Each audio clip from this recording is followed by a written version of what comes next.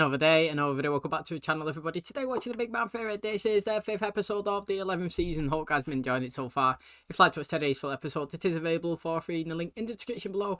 Just click on it, put the password in, and enjoy. You know, it's interesting. Last episode, we had Beverly reaching out towards Penny, looking for a friend. He was gossiping. They've been, bonding, FaceTiming, and, it's kind of come out of the blue. It's really, really strange. I mean, she had no intention originally when she was calling. She went to see Leonard, and obviously he wasn't there, so she ended up chatting with Penny, and she really enjoyed herself, and she was saying that she's not really got any girlfriends, that she can express herself in that way, and it just become a daily thing, which was really interesting, and I wonder if they carry on actually having this relationship. Now, Leonard did actually pick up the FaceTime when she actually thought that she was calling Penny and sat down and asked her a question and basically said, look, why'd you never say you're proud of me? Why'd you tell Penny you're proud of her? Why'd you tell my siblings you're proud of them but not of me? Now, his mum did actually say that she was proud of him, but in a way of, I'm proud of you that you picked a really good girl in terms of Penny. You know what I mean? So it's kind of like a compliment to him, but it was a compliment to many, but it was enough for him anyway. It's off the waterworks, and, he's getting really upset in a good way. Now, interestingly as well, Howard, he was building a model rocket with Sheldon. Basically, obviously, they found out they're having a boy now, and it's kind of it's kind of got him questioning whether he's going to be a good dad in terms of, he doesn't know sports and he doesn't know this and that and everything that he needs to be doing to taking the kid out and having a good time. And they built this model rocket, and when he went to shoot it up, it just exploded, and he was kind of upset about that situation as well. However, Sheldon turned around and he was basically saying that, at least you've done it, and spending time with it is the best way. And I actually agree. Like, as long as you're there, put up, and taking part in your child's activities, then that's all they care about. The kid doesn't remember how good things was. The kid remembers about the parent that shows up. I've seen many videos before, maybe at like a Christmas play or something, where the kid stood there on stage and you're looking around in the audience. As soon as you see the parents, they light up and they're so happy, and that's all it means to them. It's not about a performance. It's not about how good you are. It's about you being there. And I feel like Howard will be a good dad as the kids grow older. Now, thanks for checking out today's episode. If you do enjoy it, please smash like, really helps out. Subscribe if you're new. And as always, let's jump into today's episode.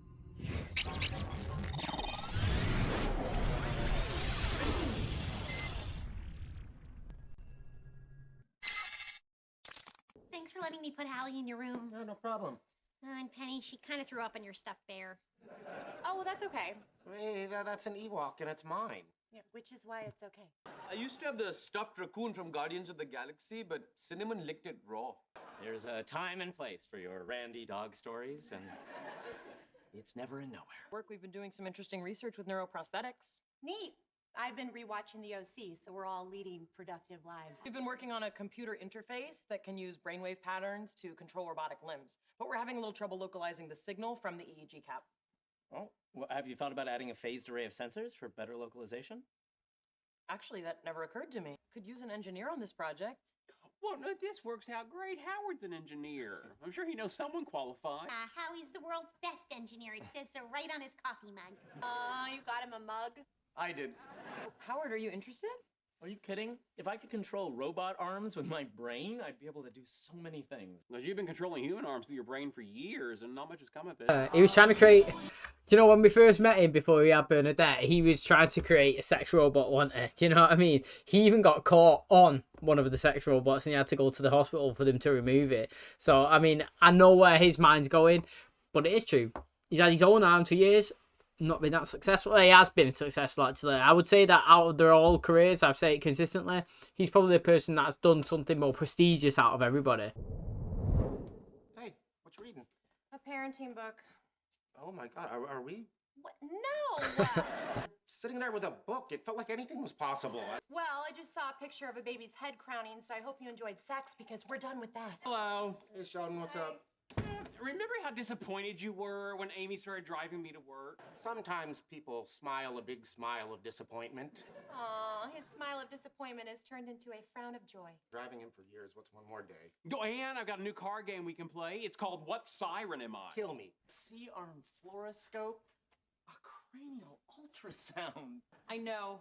On our expense report, I listed it as Eduardo, my Colombian lab assistant. Based on that ring on your finger, I'd say you're pretty good at controlling robots. Careful, that's my fiance you're talking about. Definitely not miss that, has he? French police? So close. Belgian ambulance. So, Howard and Amy working together? That's interesting, huh?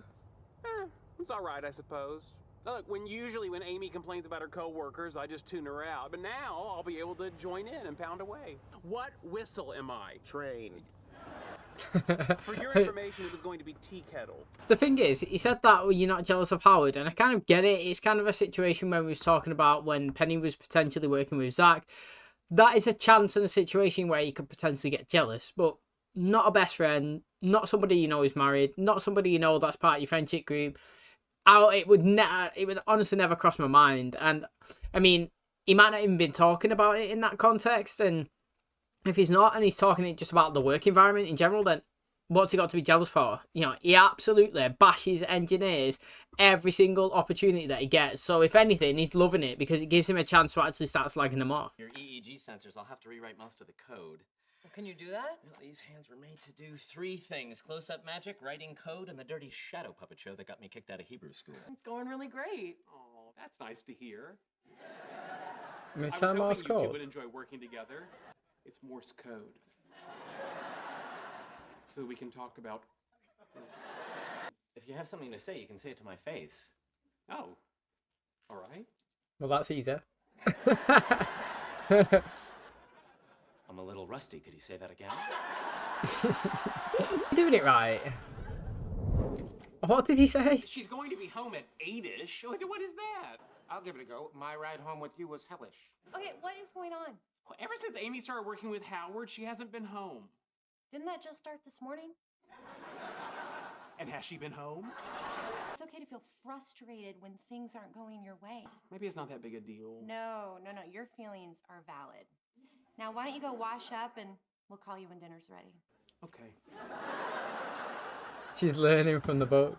What did you do? Are you a witch? Parenting book, it's like the answer key to the Sheldon test. Howard's not here. I know. He's been at the lab every night this week with his work wife. That's weird. I thought his work wife was standing in my kitchen. Like, do you need help with anything? There are a few things around the house that I've been waiting for Howard to get to. The smoke alarms. No, I ringing. meant emotionally. Everything's fine. Howard's really excited about his work. He's been in a great mood. I'm really proud of him. I have a teething baby. I'm pregnant. I have a proposal due tomorrow. I don't have time to hear about how much you're missing my husband. Well, I think I know why he's been working so late. You need to sit down and let me pamper you. Oh, well, that sounds nice. I got you a little something to help you relax. Notes from our quantum cognition project. I thought we could spend the evening grinding away on it. So how about you and me make some beautiful science together? What if we get up early and do it in the morning? I promise I'll be way more into it. There was a time that you would have been happy to stay up and collaborate all night with me, and then wake up in the morning and do it some more. Fine, but can we make it quick? No! If you're just gonna make me do all the work, then go to bed. Sheldon's texting me to drive him to Bernadette's. Maybe there's something in the book that will help. Okay, wait, here we go. Let him have ownership of his choices. Allow him to choose from options that are acceptable to you. And maybe dangle a carrot like we can go there if we do Or this. You can take an Uber. Good, see, now he feels like he has a choice. An Uber. Oh, no way. Oh, it worked. And now they're working on a Saturday? Can you believe them? Is this how you envisioned your weekend? No, it is not. I just wish I could make Howard feel as angry as I'm feeling. Well, maybe you could do something he likes and make him jealous. Ever read Tom Sawyer? No. Chores. He likes chores. That's great. Oh, he'll be so mad smoke will be coming out of his ears. Yeah, then the smoke detectors will detect it. Okay, I'm gonna extend the wait time and have it pull the A to D converter at the top of the loop instead of the bottom. Oh my god, 3 of clubs! That was my card! I used to make it appear in my pants, but HR said I had to stop doing that. Wanna hear some Neil Sedaka?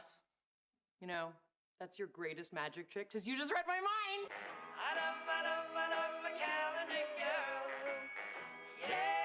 Sweet Caledon girl. Hi. Hey, You say you're busy as bees, yet here you are, dancing. what are you doing here? I stopped by to see if you wanted to go to the movies with me. Okay, buddy, it's not my place, but Bernadette's been feeling a little abandoned. You just asked him to go to the movies. Yeah, but our weird relationship was grandfathered into their marriage, and yours was not. At least he could still clean the oven, so that's something. Oh, that's what he thinks. Where's your steel wool? Right here. I don't believe this. I stopped by the university to check in on Howard and Amy, and they were having fun. Well, don't worry. He won't be having any fun when he gets home. I did all his favorite chores. Howard hates doing chores. But then why would Bernadette tell me that... Bernadette? Did you play on my well-established gullibility to clean your house? Sure did. She made me do all her chores. And it wasn't even her idea. She stole it from Tom Sawyer. It's not a big deal. It is a big deal. Howard's getting Amy used to laughing and listening to music. What if she expects that madness at home? You know, everyone gets angry. Even mommies and daddies. Hey, what about presenting a united front? What about you coddling him and he's never gonna learn? I'm proud of the way you're able to state your opinion. Thank you. What? No! Penny's been using one of Bernadette's parenting books on you. What? So has he. What makes you think you can treat me like a child? Your shampoo comes in a Big Bird bottle. Well, of course I'm here. I know what you're going through. Really? You have a needy Indian man in your house? I did, but then he came over here. I think you're just upset because there are some things I am better than you at. Well, you can't end a sentence with a preposition, so clearly not grammar. So smart? Was that a smart thing to say? That depends. Before I said it, was sex tonight still on the table? No. That's fine. Get this operational, we could probably figure out how to make it wireless. That'd be amazing. Oh, he's upset with Leonard and Penny. And And you. Mark Twain. Oh, Maz. I guess we have been working late a lot. Hey, where's my watch? Why don't you ask your skeleton? Oh my god! How's that even possible? Two of us hanging out. Why didn't we think of this earlier? Agreed. I don't need Amy to watch a movie. In the book this is based on, that man's the killer. Mate, I think I've said this before, honestly, but my friend is somewhat similar to this, but that was clearly pointing out that that guy's the killer because it's the book. You know, it's a film adaptation of the book, so he's just spoiled it. But my friend does the same. You know, he'll be like, for example, recently, Deadpool and Wolverine's come out.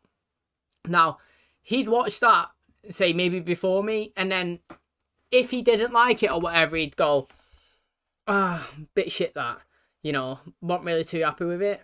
But you watch it, see how it goes. It's like, mate, why would you say that? Because now you just kind of made my opinion of, you know what I mean? You kind of ruined it. It's like, you know, we'll watch UFC or something and, you know, I might have work the next day. And obviously in the UK, they show it at like 4 o'clock in the morning. So I'll wait until I watch it after work, you know, I'll record it. And then, like, during the day, it's, I'm not sure about that main event. And I'm like, oh, why have you just said that? Now I just know that this whole main event's going to be shit now. Do you know what I mean? It's like, yeah, but I didn't tell you what happened. Yeah, you didn't tell me what happened, but what you have done is kind of put a damper, a wetner, a downer on it. You know what I mean? Like, I'm coming into it with full excitement, and then now you're just kind of like letting it out. You know what I'm saying? So that's the worst. I mean, I actually don't mind. I don't know about you, but I actually don't mind people if we're watching the film. People like asking questions like, I wonder if they're the killer. What do you think about this? You know, do you think they're in it too? You know, I wonder what's going to happen next. Like, I don't mind those people because they're watching it for the first time like me, and they're engaging and trying to guess how it's going. Do you know what I'm saying? Like, you know, there's Knives Out, for example, or you're watching The Glass Onion. Little films like that, you know, it's all about getting the mind going, and you're always trying to guess like, who the murderer is. You know what I mean? And as you're going through it, obviously, I feel like discussing and talking and going through stuff like that in films is a good idea, and I don't mind that type. But it's when, like, you'll watch something and you say, because it's disappointing. You know, or, you know, I actually wasn't as good as I thought. And you're just like, mate, that is just putting literally a downer on it before I've even started it. So I would hate to watch films like with Sheldon. But, you know, there was nothing really to be jealous of, as kind of Leonard was kind of saying at the start. He's working. That's literally all it was. And to be honest, with Raj, I know that he's been popping back and forth between each one, but I kind of feel like 5 episodes into the season, Raj has been a bit annoying. I actually would say, like, he didn't annoy me this episode, but, like, he's kind of annoying to the characters around, you know what I mean? And I don't feel like we've established a proper storyline for him so far yet. Ever since, like, he's kind of lost his home and he's kind of bouncing around, I feel like he hasn't settled really, and he's kind of just floating, you know what I mean? And I kind of wish that he gets a storyline now where he settles himself back down. I kind of thought it was the best moments where he kind of had Emily and stuff like that. I'm not saying like she was the best and all that, but I feel like that was the time his character was most grounded and didn't really have stuff going on. And you know, hopefully we can establish him having a storyline, because I feel like he's just bouncing consistently around quite a lot. Okay, that's gonna wrap up today's episode. Thanks so much for checking out the channel today. Hopefully you guys enjoyed it. I thought it was really interesting actually the way Penny was reading you know, the book from Bernadette. Now, implementing those things would actually work on somebody like Sheldon. He is kind of somebody that needs to be kind of parented. He is like a man-child in a way. He's clearly an adult in terms of his knowledge, the way he is, and he is independent.